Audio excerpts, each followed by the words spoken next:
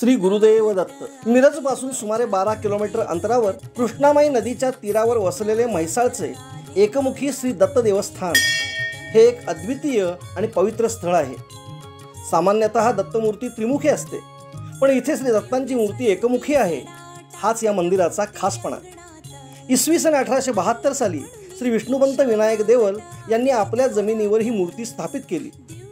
ते दर पौर्णिमेला नरसोबावाडीला जात असत, पण नंतर वृद्धावस्थेमुळे ते जाऊ शकत नव्हते। त्यांच्या निस्सीम भक्तीमुळे त्यांना स्वप्नात श्री दत्तात्रेयांचे दर्शन झाले आणि त्यांनी आपल्या जमिनीवर मंदिर स्थापन करून मंदिरासाठी आपली जमीन आणि घर दान केले।